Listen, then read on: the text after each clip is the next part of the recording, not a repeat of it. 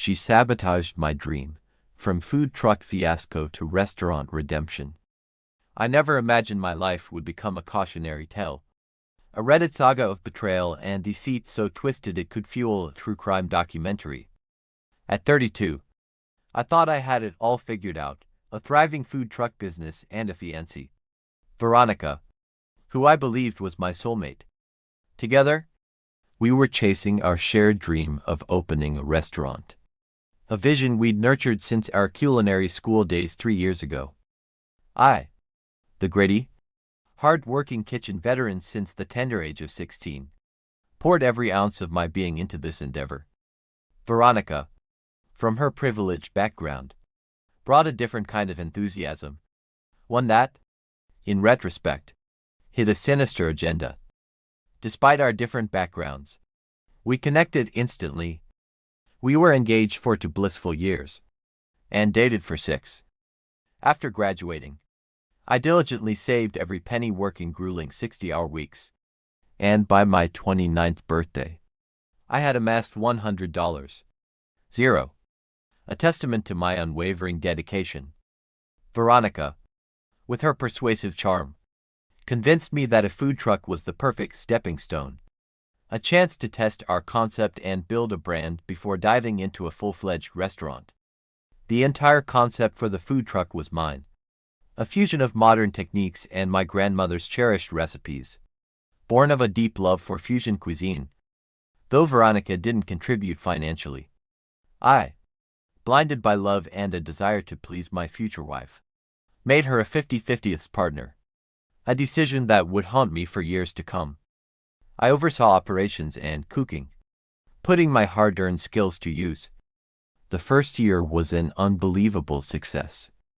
We secured a prime location near bustling office buildings. Our food became a local favorite, and glowing reviews poured in from food blogs. We even made the top 10 list of food trucks in our city. I thought I had finally realized my dream, and sharing it with Veronica made it even sweeter. Or so I thought. Then, 14 months in, the sweet turned sour. Red flags began to appear.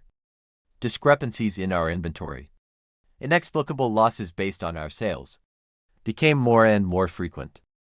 When I raised the issue, Veronica, in charge of the books, dismissed my concerns, suggesting we might be wasting food or that our staff might be stealing.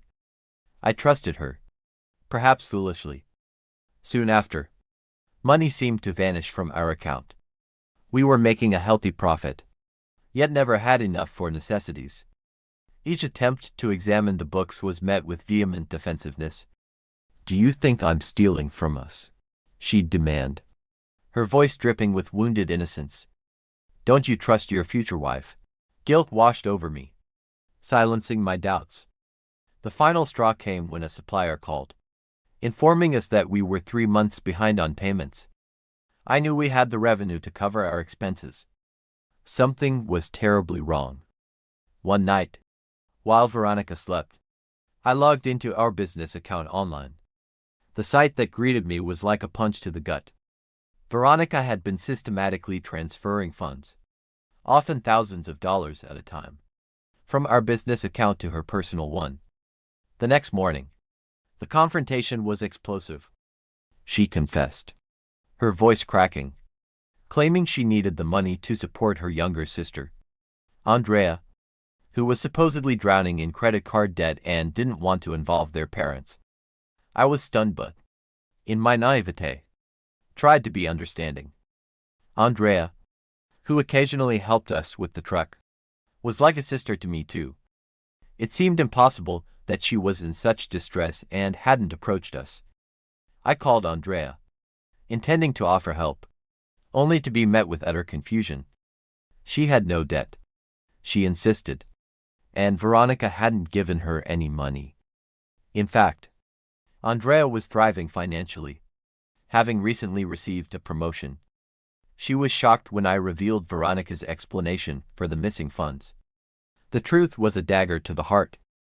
Over the course of 8 months, Veronica had pilfered approximately $50, zero from our business. But it wasn't just the money. It was the elaborate lies. The way she'd exploited her own sister to cover her tracks. That cut deepest. The story changed again when I confronted her. Now, she claimed she was saving the money for our wedding and a down payment on a house. A surprise she had wanted to give me. The bank records told a different story, ATM withdrawals. But no trace of the cash. I immediately called off our engagement. Veronica broke down, alternating between pleading for my forgiveness and accusing me of overreacting. Her parents got involved, making the situation infinitely worse. They insisted that since we were engaged, I was essentially family. Her father even went so far as to suggest that my tight control over the company finances amounted to financial abuse. To settle our supplier bills, I was forced to sell the food truck. The stolen money and the depreciated value of the used vehicle left me nearly bankrupt, a hollow shell of the ambitious man I once was. Even Veronica's parents had the audacity to say it was just a small financial dispute that I had blown out of proportion. Some of our mutual friends echoed their sentiment, urging me to reconcile, accusing me of being too harsh. For 2 years, I worked tirelessly at multiple jobs, scrimping and saving every penny. Finally, 6 months ago, I opened my own small restaurant. It's nothing extravagant, but it's mine. Entirely mine. And I have complete control. I keep meticulous records and hired qualified accountants. The restaurant is thriving, generating positive feedback and profits. Then, out of the blue, Veronica showed up during dinner service. She claimed she wanted to make amends, having learned of my success through mutual acquaintances. She declared that she was a changed woman and proposed becoming partners again, offering to invest her money. She reminded me of how well we worked together before, suggesting we could expand the restaurant. I laughed incredulously and told her to leave, but she persisted. Her parents began calling me, berating me for being spiteful, demanding that I give Veronica another chance. They argued that she had helped me launch my first business and that I owed her. Conveniently forgetting the circumstances, I blocked their numbers. Now, Veronica's friends are attacking me on social media, accusing me of being callous for not helping my ex-family get back on their feet, preaching about second chances. Several mutual friends claim I'm being too unforgiving and should at least hear her out. Update. Thank you all for your feedback. I needed to vent. Unfortunately, things have spiraled even further. After I blocked Veronica and her parents, they began showing up at my restaurant during peak hours. At first, it was just Veronica, sitting alone at a corner table, ordering only water, staring at me intently every time I walked by. The customers noticed the tension, and my employees felt uneasy. Then her parents joined her. They would order the cheapest items on the menu, occupying a large table that could seat 6. On Friday and Saturday nights, they would flag me down, shouting things like, "This is no way to treat your future in-laws," or "We're family. You can't ignore us forever," loud enough for everyone to hear. Initially, I tried to handle it professionally, seating them in less conspicuous areas and instructing my staff to treat them like any other patrons. But last week, they crossed the line. During dinner service, they launched into a tirade, loudly accusing me of stealing their daughter's business ideas and abandoning her when she needed help. I had to ask them to leave, causing a scene. They only left after I threatened to call the police. The next day, a wave of negative reviews flooded online platforms. Someone had created multiple accounts to submit scathing critiques of my restaurant, claiming we served terrible food, had rats in the kitchen, and violated health codes. What gave Veronica away was that some of the reviews referenced specific incidents from our food truck days. Details only she would know. Like the time we had to close early due to a generator failure, which she twisted into a story about food contamination. My business started to suffer. Lunch attendance plummeted, and reservations were canceled. I hired a lawyer specializing in defamation, who sent Veronica a cease and desist letter. Her response was to escalate the attacks, posting on more sites and creating even more fake accounts. Then, an unexpected event occurred. Veronica's sister, Andrea, visited my restaurant after closing, visibly distraught. She claimed she could no longer stay silent. She revealed that Veronica never gave her any money. Veronica had been secretly battling a gambling addiction for years, going to underground casinos even before we met. The $50 she stole from our food truck went directly to settling gambling debts. 2 years prior, Andrea found Veronica unconscious in her apartment with threatening messages from loan sharks. Andrea provided irrefutable proof, pictures, text messages, and bank statements. Veronica had been manipulating everyone around her, even convincing their parents that she needed the money for our wedding, so they stole it for her. She had already gambled away her savings, which is why she hadn't contributed any funds to our food truck. The troubling question was why Andrea hadn't come forward sooner. It turned out Veronica had been blackmailing Andrea. Andrea was dating a woman, something their conservative parents were unaware of. Veronica threatened to expose Andrea if she revealed the truth about the gambling addiction. When Andrea realized that Veronica's behavior was destroying my new business, she felt compelled to tell me the truth, no matter the consequences. I shared this information with our mutual friends who had been criticizing me on social media.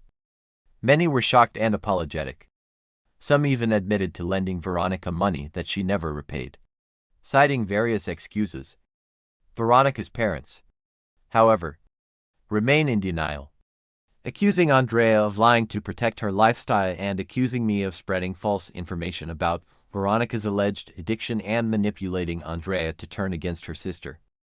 The situation became even more perilous when some of Veronica's associates from the casino started visiting my restaurant. They were not subtle individuals.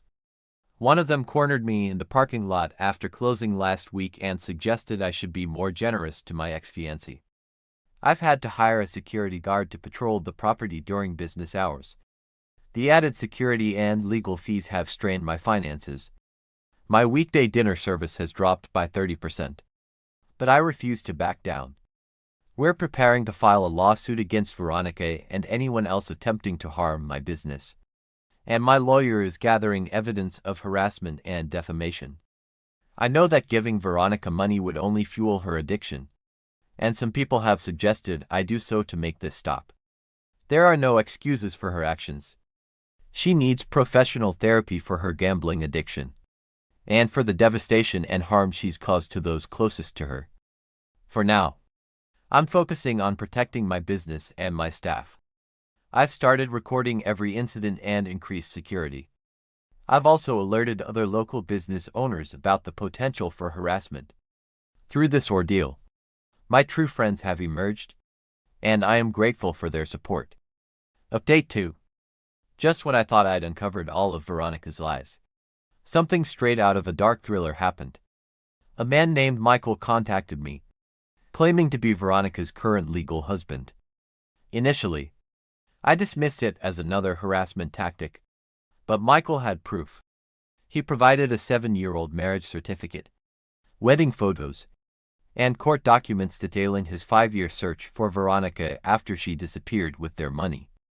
Since Veronica never formally divorced him, our engagement was a sham. Michael shared his story over lunch. He married Veronica young, filled with high school love.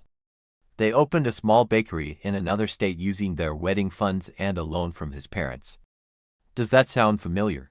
2 years into what seemed like a promising venture, Veronica maxed out their credit cards and vanished, leaving only a note expressing her feelings of being trapped.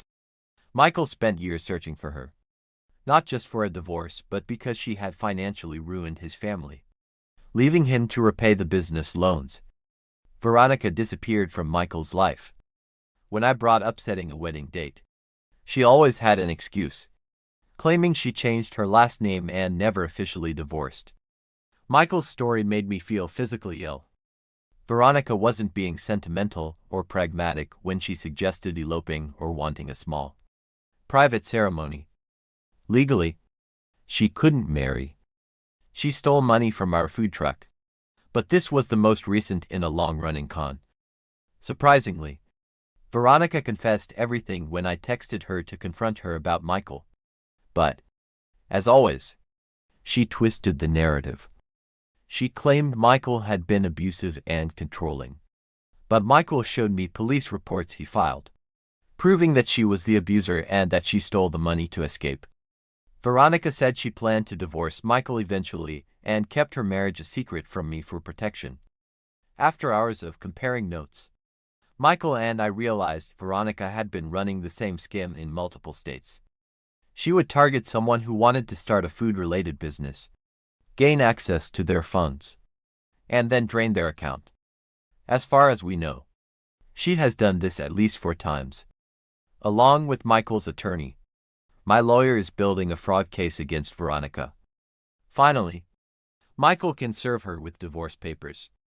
The fact that this seems to be a pattern of intentional illegal activity across several states is why the authorities are involved. Update 3. When other victims started to come forward, it became even more shocking. Michael posted my original Reddit post in forums for business owners after discovering it. 3 other individuals came forward with similar accounts of Veronica. Even while she was still married to Michael, she was engaged to one of them. Every story followed the same pattern.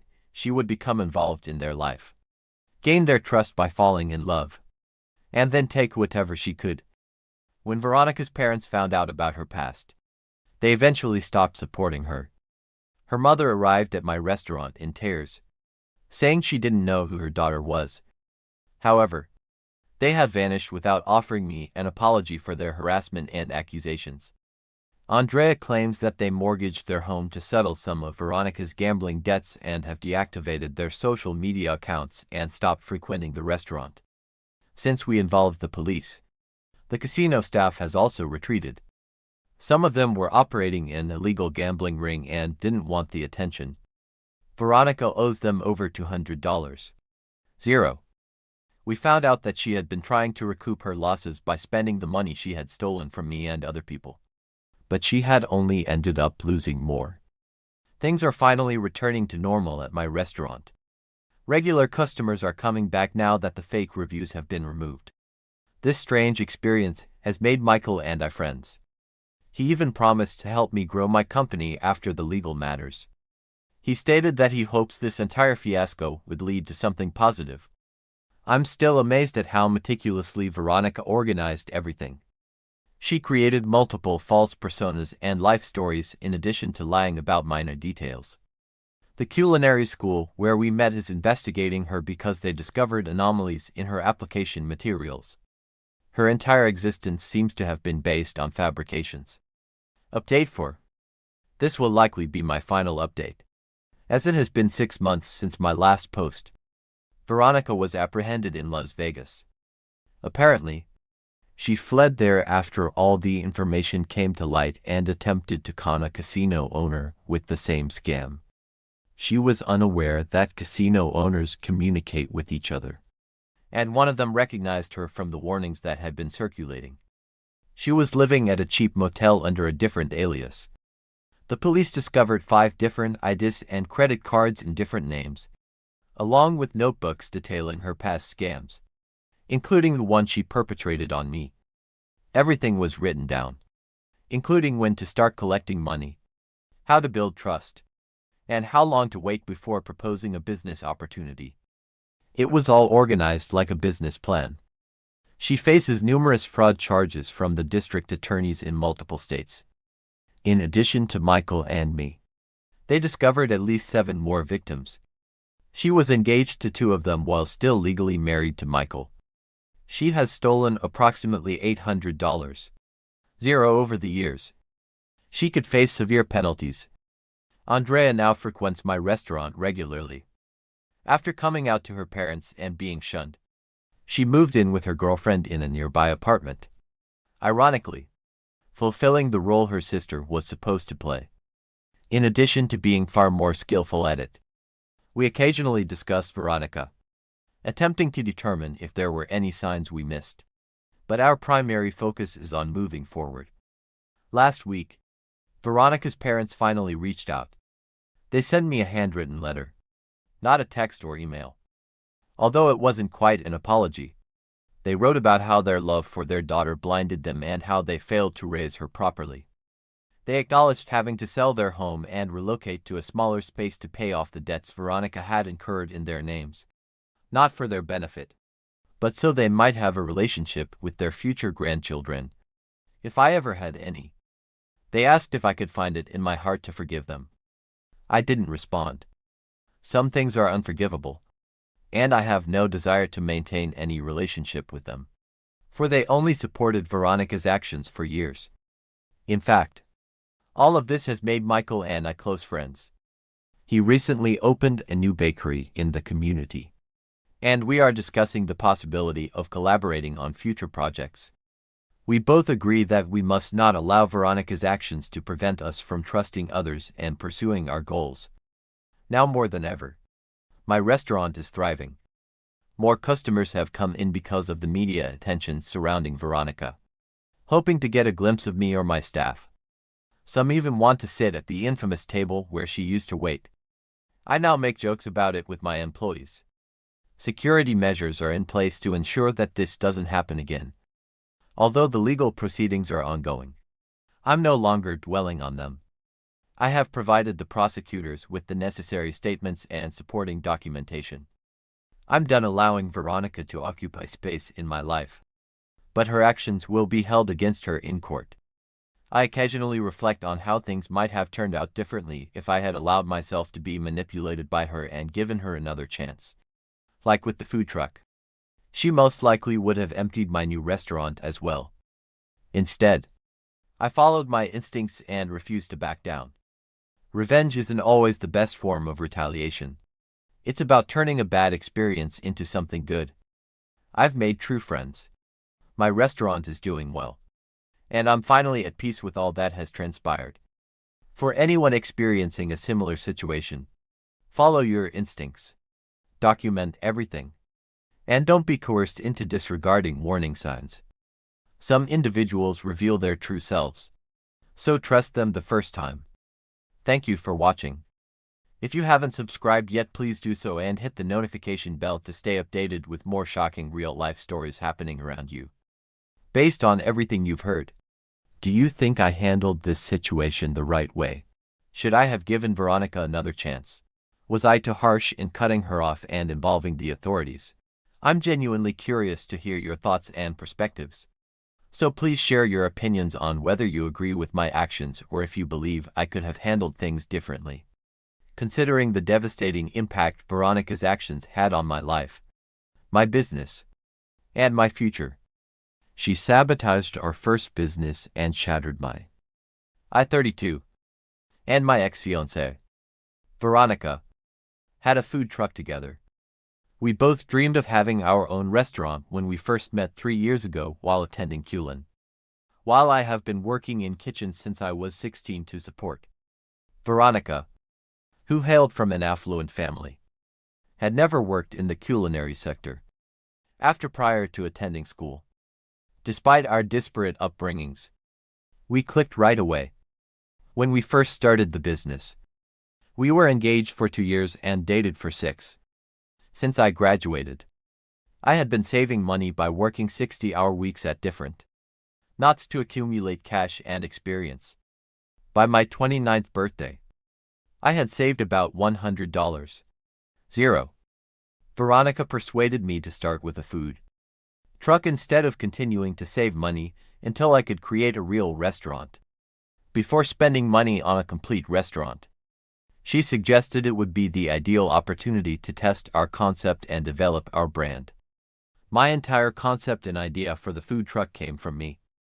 By fusing contemporary cooking methods with my grandmother's traditional recipes, one want to serve fusion coup.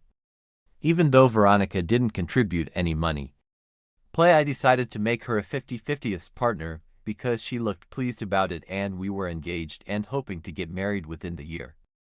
I oversaw operations in cooking. From a prior position, the first year was fantastic. We discovered the ideal location next to a few office buildings, and our food was well liked by frequent. We were found by local food blog, who gave us excellent evaluations. We even made the list of the top 10 food trucks in our city. I felt like I had finally realized my dream after our accomplished, and it was even more satisfying to do it alongside Veron. However, after 14 months, things began to become. I started to see inconsistencies in our inventories. Based on our sales, Veronica indicated that we might be squandering more food than we thought, or that some staff might be stealing when I brought this up to her. Since she was in charge of the books, I trusted her judgment. After that, I saw that funds appeared to be vanishing from our account. Despite making a healthy profit, we never appeared to have enough money for necessities. Veronica would become defensive and accuse me of not trusting her if I attempted to look at the book. "Do you think I'm stealing from us? Or don't you trust your future wife?" are some of the things you would. I felt bad for even asking. Because of her, when one of our suppliers called to inform us that we were 3 months late on our payment, it was the tipping point. I know we had enough revenue to support our cost, so this was illogical. I checked our business account online while Veronica was go to sleep. I felt ill to my stomach after discovering what I did. Veronica had been regularly moving money, often thousands of dollars at a time, from our corporate account to her personal account. The following morning, when I confronted her, she solved and acknowledged that she had been stealing money for months. She stated that she needed money to support Andrea, her younger, who was allegedly having a lot of credit card debt and didn't want their parent difference to find out. I tried to be understanding even though I was upset. Andrea, who occasionally assisted us with the food truck, was also like a sister too. It was unbelievable to me that she was in such difficulties and hadn't approached us immediately. In order to discuss the matter and determine how we could assist Andrea in managing her debt, I gave her a call. However, Andrea was utterly perplexed. She said that she had no debt and that Veronica had not given her any money. Actually, she was doing very well financially and had recently received a promotion at. Andrea was astonished when I informed her of Veronica's justification for the missing funds. Over the course of 8 months, it was discovered that Veronica had stolen about $50 from our company.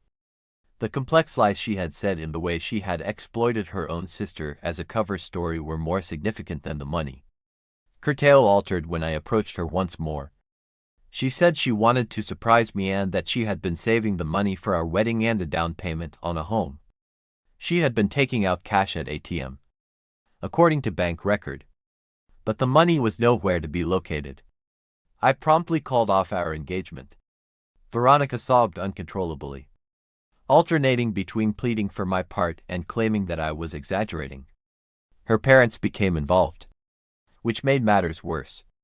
They maintained that since we were engaged and would shortly get married, her father even implied that my tight control over the company funds amounted to financial abuse.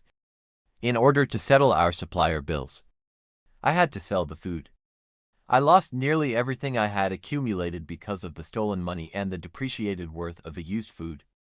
I almost went bankrupt and was poor. According to Veronica's parents, it was only a little financial dispute that I had exagger. Even some of our mutual acquaintances said I should try to make amends with her since I was being too harsh. After working at several jobs for 2 years and saving every penny, I eventually launched my own tiny restaurant 6 months ago. It's nothing special, but I own it and have total authority over. I maintain thorough records of everything and engaged qualified account. The restaurant is thriving. We're already making money and receiving positive feedback. Veronica arrived during dinner service last. She claimed to want to put things right after learning about my achievement from friends we shared in common. She said she had changed and had some money to invest, so she proposed to be partners once more. She mentioned how effectively we collaborated before to the problems and suggested that we work together to further the restaurant. She has persisted even after I urged her to leave after laughing incredulous. Her parents began phoning me, accusing me of being spiteful and urging me to give Veronica another chance because she was essentially family. They mentioned how she had assisted me in launching my first company and claimed that I owed her for. I blocked their phone.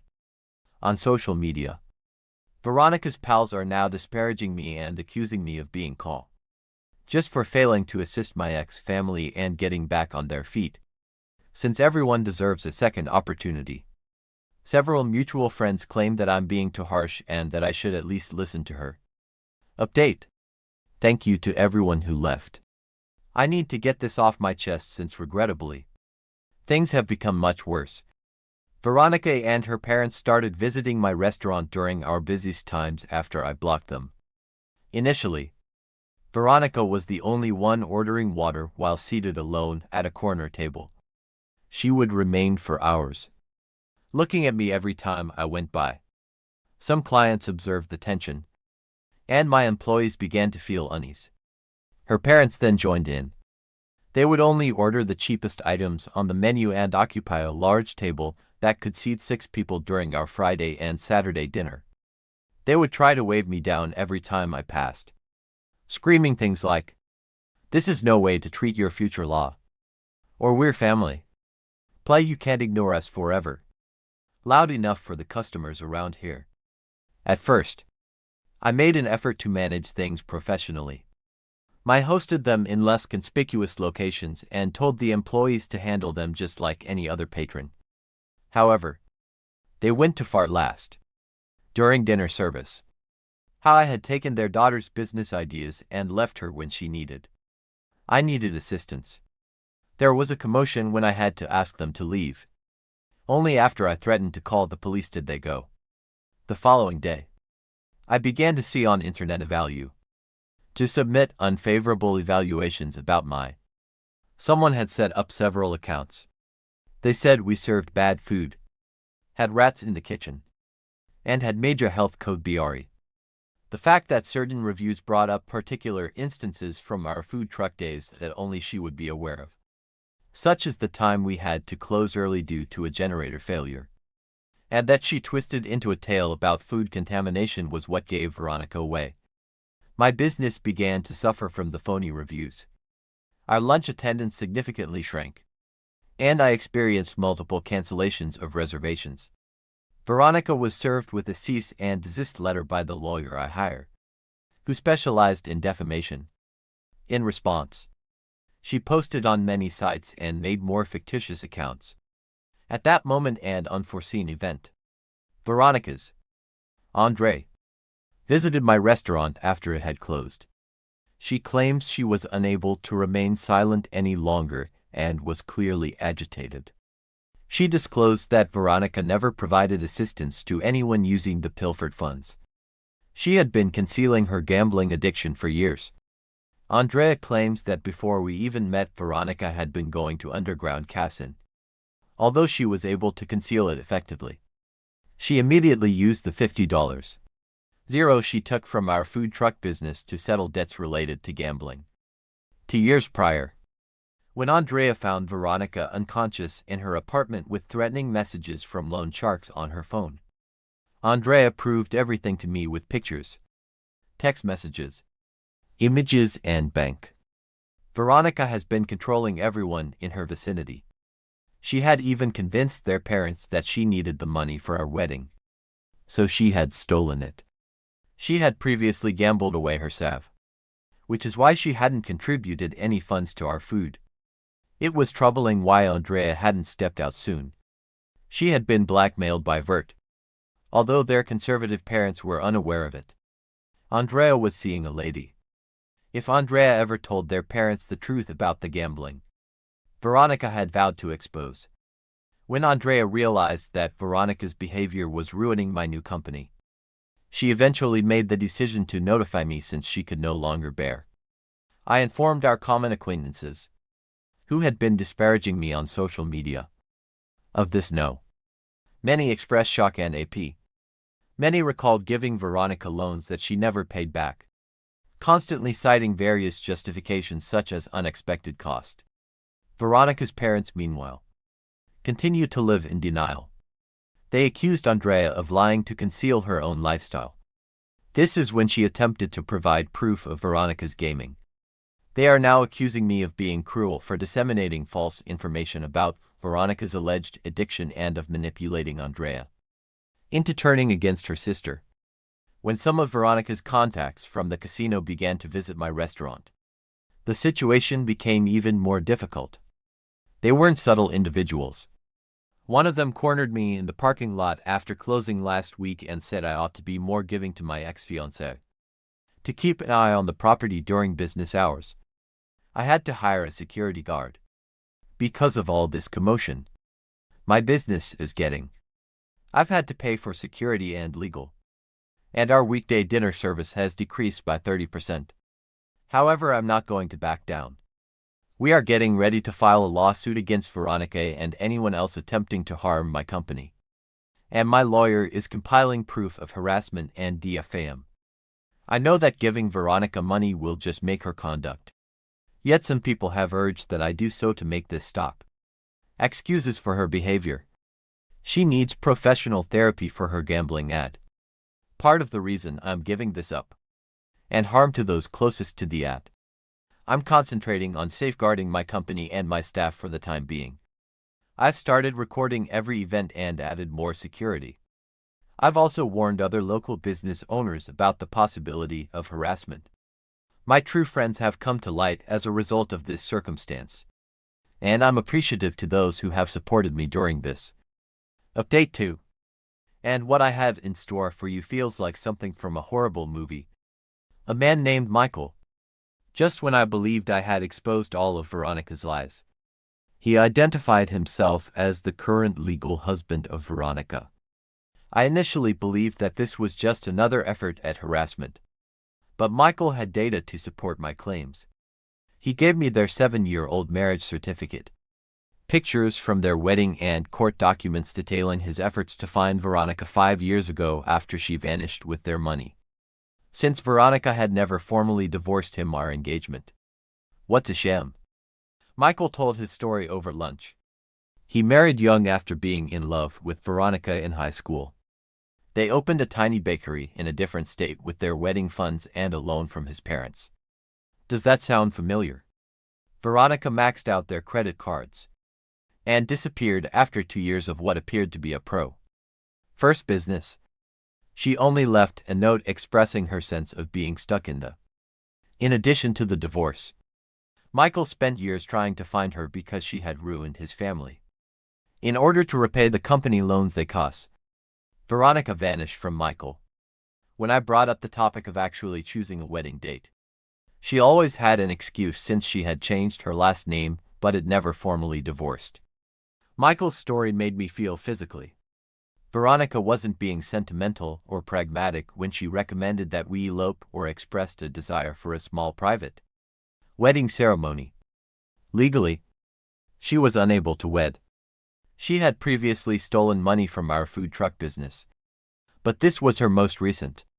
Surprisingly, Veronica revealed everything when I texted her to confront her about Michael.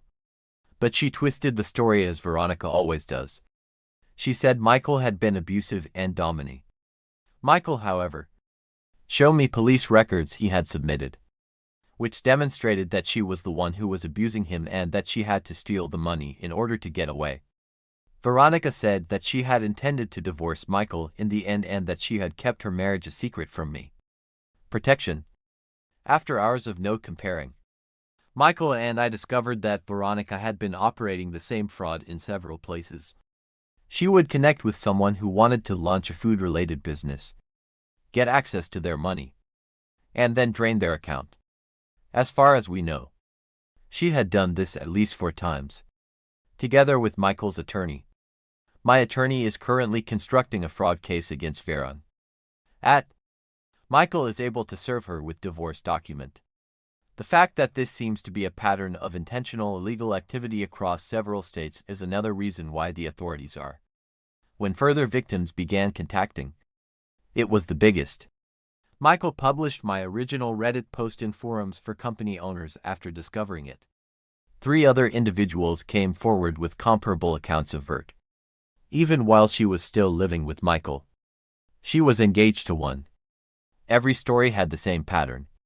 She would become part of their life, win their trust by falling in love and then take whatever she could.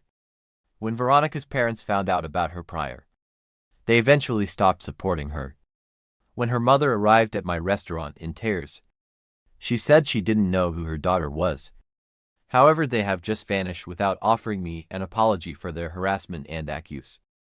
Andrea claims that in order to settle some of Veronica's gambling debt, they have deactivated their social media accounts, ceased frequenting the restaurant, and mortgaged their home. Since we called the police, the casino staff has also retreated. It turns out that some of them didn't want the spotlight and were operating in illegal gambling. Veronica owes them more than $200. We found out she had been trying to recover her losses by spending the money she had stolen from me and other people. But she had only ended up losing more. At last, things are returning to normal at my regular consumers are coming back now that the phony reviews have been taken down. This strange experience has made me buddies with Michael.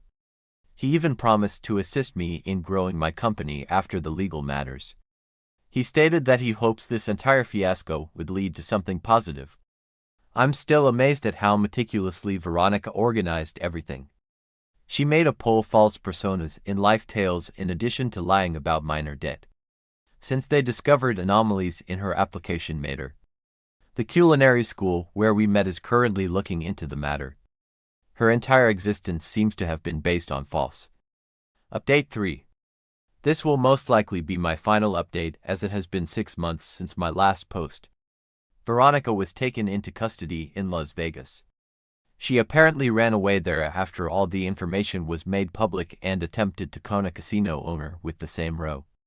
She was obviously unaware that casino owners spoke with one another, and one of them knew who she was from the warnings that had been going around. Under a different fictitious name, the cops discovered her residing at an inexpensive motel. She had 5 different IDs and credit cards in different names when she was arrested. Notebooks describing her prior, including the one she perpetrated on me. She had everything in writing, including when to start collecting money, how to build trust, and how long to wait before proposing a business opportunity. Everything was organized like a business. She faces many fraud charges from the district attorney in multiple. In addition to Michael and me, they discovered at least 7 more victims. While she was still legally married to Michael, she was also engaged.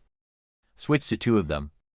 She has taken about 800 in total throughout the years. She could face severe. Andrea now frequents my restaurant on a regular basis. She moved in with her girlfriend in a nearby apartment after coming out to her parents and being shunned. Ironically, carrying out the task her sister was meant to perform. In addition to being far more skilled at, we occasionally discussed Veronica and attempt to determine whether there were any indicators that we overlooked. But our main goal is to move on. Last week, Veronica's parents finally spoke out. They actually sent me a handwritten letter, not a text or email. Although it wasn't quite an apology, they wrote about how their love for their kid blinded them and how they failed to raise her properly. In order to pay off the obligations Veronica had accrued in their names, they acknowledged having to sell their home and relocate to a smaller space, not for their benefit, but so they might have a relationship with their future grand.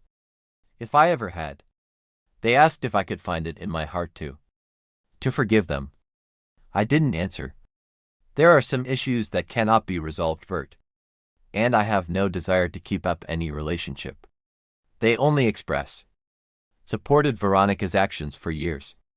In fact, all of this has made Michael and I close friends. He recently launched a new bakery in the community, and we are discussing the possibility of working together on future initiatives.